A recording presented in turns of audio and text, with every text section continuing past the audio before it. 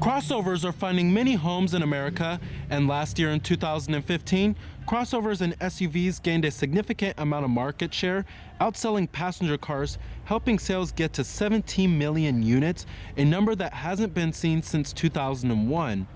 A young, fresh segment in the automotive industry that wasn't introduced very long ago is the subcompact luxury crossover SUV class, and one of these vehicles that are in the class is the BMW X1. Even though it hasn't had the success of its larger brother, the X5, it's been redesigned for 2016 with having more practicality in mind. So, let's go ahead and check out this all-new redesigned 2016 BMW X1. Audio Jungle. Audio Jungle. Now, of course, the styling changes on the new X1 are very evolutionary, and of course you still have the twin kidney grille design. And I think it's a fairly good looking vehicle. You have these 18-inch Y-spoke alloy wheels that really do set off the car a whole lot, makes it stand out. Now, it's kind of hard to tell the difference if you're not a hardcore BMW enthusiast or a car enthusiast. Most people will find it hard to tell the difference between all of BMW's crossovers and SUVs, as there's so many of them. Now here goes the key fob design for the vehicle. It's your typical BMW smart key. You have your unlock, your lock, your power tailgate, and then your panic button. Now this color of the X1 is known as the famous Alpine White. You have smart key access on the driver's door and front passenger door. You also do have a black leatherette interior. Power driver's seat with power recline and power lumbar, and you do have memory seat settings for 2 people.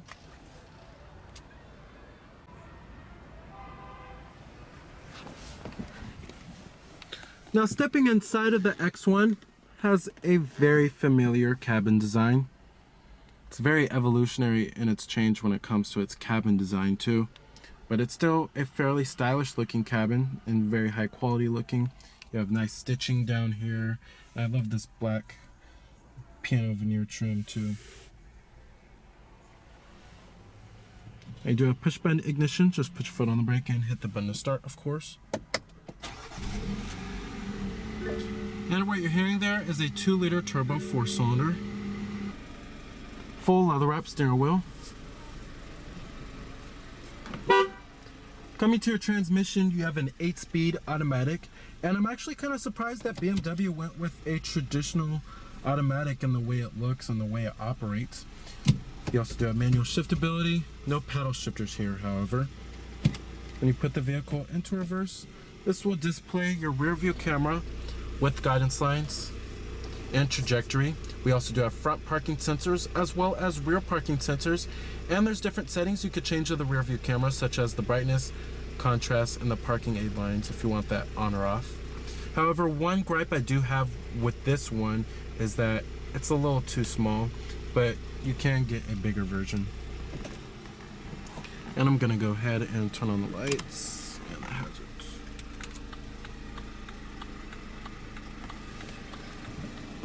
Automatic driver's side window. Let's go ahead and pop up the hood, check out the engine. Heated exterior mirrors with LED turn signal indicators. Our X1 also has the X-Drive all-wheel drive system.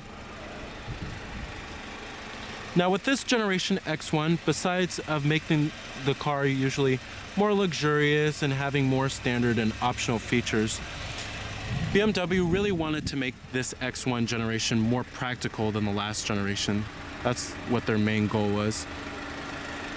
Coming up front, we have LED headlights with LED daytime running lights.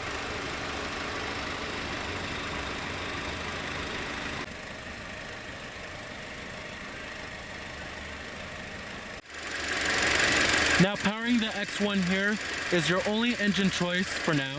It's a 2-liter turbocharged inline 4-cylinder that produces 228 horsepower at 5,000 RPM and 258 pound-feet of torque at 1250 RPM. with the EPA estimates being a better than average 22 in the city and 32 on the highway.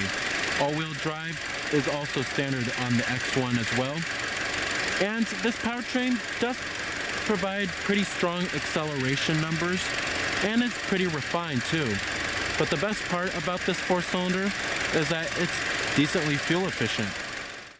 Now, one of my major gripes is that there is no 6-cylinder option on the X1, or there's no optional stronger turbocharged 4-cylinder. However, this turbocharged 4-cylinder should satisfy most consumers. Competitors of the X1, you're looking at vehicles in the subcompact luxury crossover SUV class. This includes the likes of the Mercedes-Benz GLA, Audi Q3, and the Lexus NX. Now, one thing to note of the X1 is that it's now based off of the Mini Cooper family, and BMW owns Mini, if you didn't know that. And the new X1 is no longer based off of the 3 Series sedan. On the top we do have roof rails, and you also do have a shark fin antenna. Coming to the rear of the vehicle, it's pretty good looking. I love the taillight designs, and they are LED illuminated with the brake lights.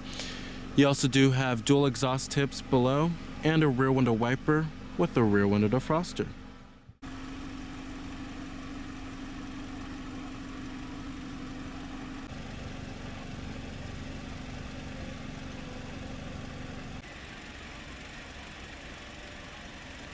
EPA estimates, like I said, are 22 city, 32 highway. Total vehicle price is $41,095. Of course, all of your basic powered necessities, power windows, power mirrors, power door locks are located right here.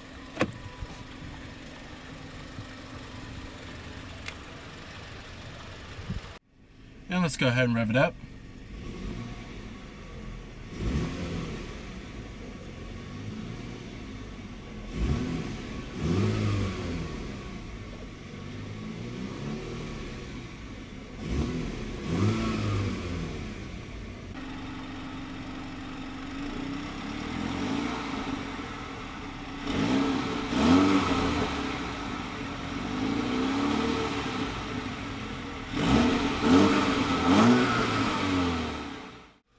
Very nice. Now, the last generation X1 that was based off of the 3 Series sedan was actually one of BMW's best handling crossovers slash SUVs. Now, with the X1 being based off of the Mini Cooper family, that's no longer the case here. However, that's not necessarily a bad thing. This vehicle is just not as engaging to drive as it once was. It doesn't feel as precise or as nimble around corners. It's more comfort oriented, and I think BMW made the X1 this way to compete with Mercedes-Benz and Lexus. The X1 now has a very smooth and compliant ride. It's whisper quiet inside of here at highway speeds, and the fuel efficiency is pretty good too. Overall, if you're looking for a comfort oriented subcompact luxury crossover, this should suit you pretty well. However, the handling and the steering is still okay. It's just not what you would expect out of BMW.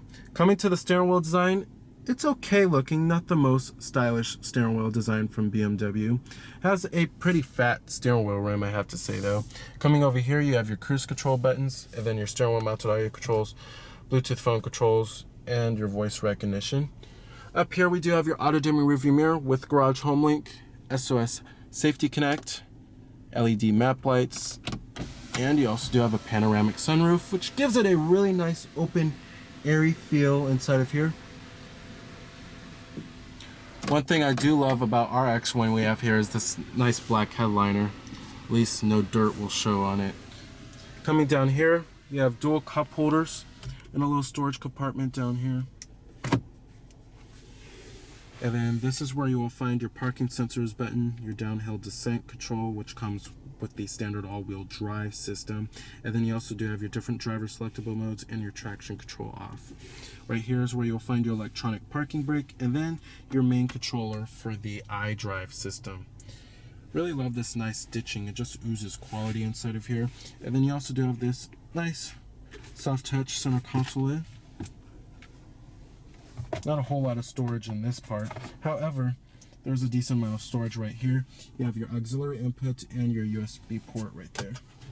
As far as seating comfort goes, the seats are pretty comfortable. I would certainly take this vehicle on a long road trip, especially now that the vehicle is much roomier than the last generation. The last generation X1, the cabin felt very narrow, but that's no longer the case here. Thigh support is excellent. I wish there was a little bit of more side bolstering right here though. As far as visibility goes in the X1, it's okay. It's not as good as the last generation. The last generation kind of had a more boxier kind of design. And there's a decent amount of glass area on the front windows. Seeing out of the windshield is okay. However, the dashboard is a little high. When you get to rearward visibility, it's okay, but it's not as good as it once was. Coming to the climate controls, BMW kept it very traditional looking. I wish the knobs and buttons were just slightly bigger, but we do have dual zone automatic climate control. You have your temperatures right here, and then your different zones, as well as your fan speeds too. And then you have your 3-stage heated seats for the driver and the passenger. Your front window defroster and your rear window defroster are also located right here. Build quality and materials are also excellent in the X1. Nice soft touch materials everywhere inside of this vehicle. And build quality is excellent, what you would expect out of a German vehicle. It has that German solidity. And there's no panel gaps inside of here, no interior trim and pieces that creak a whole lot, but that's to be expected when you buy this type of vehicle. Now let's get to the main infotainment system and multimedia interface. This is BMW's iDrive system. We've seen this system many times here before, but this is their smaller version. It's all controlled by this knob right here and the buttons surrounding it. Coming to the main menu, this is your main menu right here. You have your multimedia, your radio, telephone, contacts, all that good stuff. Coming to your radio, you have your AM, FM, satellite radio as well. I love how there's a back button down here, which makes it very convenient when you want to go back to the main menu or something. And then you have your multimedia, which includes all of your external devices such as your USB port, auxiliary input, and then you also do have your CD player too. Telephone, you can hook up your Bluetooth phone, have all of your contacts stored on here. You have the BMW Connected Drive, which gives you roadside assistance, BMW Online, customer relations, and then you have your service request too. Vehicle info, you can search up your owner's manual, search anything you want on the owner's manual. You have your trip computer, vehicle status, sport displays, your efficient dynamics. And then coming to the different driver selectable modes, your sport mode will tighten up the steering and it'll change the throttle response quite a bit. And then your eco mode, of course, is the most fuel efficient setting. And then your efficient dynamics pretty much shows you how fuel efficient you are driving. Very nice. When coming to settings, there's many different settings you could change here, from the climate, the lighting, the speed warning, that's what I meant, and then the tone, and then the language units, the time and date, and then your instrument cluster too. Many different settings you could change with the vehicle or the iDrive system. Overall, the BMW iDrive system is an excellent infotainment system and multimedia interface. I just wish this one was a little bit bigger. It's pretty small. Coming to the gauges in the instrument cluster, the gauges are fairly traditional looking in typical BMW fashion. On the left, we have your speedometer, your fuel gauge, and on the right, you have your tachometer, and then you have your MPG, your instant MPG. And then in the center right there, that shows you what gear you're in, your exterior temperature readout, a digital clock, and it shows you if your automatic start-stop system is on or off too. This vehicle also does come equipped with rain-sensing windshield wipers. Now, what the automatic start-stop system does in the X1, and it's featured on all BMWs now, is that when the vehicle comes to a complete stop, the engine will actually shut off to save a little bit of fuel. It's one reason why this vehicle does earn decent fuel economy numbers. But if you want, you could turn it off if you would like. You don't have to have it on. All right, and let's go ahead and shut down the X1. Let's go ahead and check out the rest of the vehicle. Build quality and materials do follow through in the rear, of course.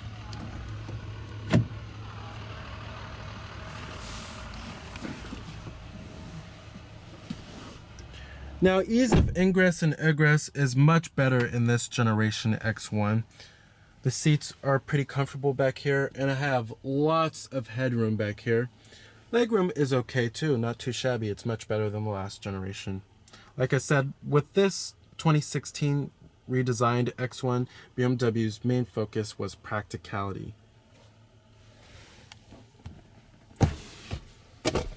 You have rear center armrests with cup holders and a little storage compartment as well.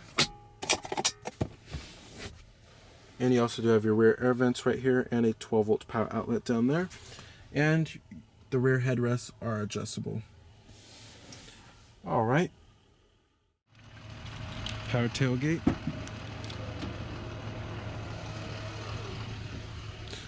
Rear seats do fold down, of course. Power folding second row seats are optional. 12-volt power outlet right here. Little side cubby. Little storage compartment down there too. Then you have your cargo divider right here. Cargo capacity is much better than the last generation X1 as well.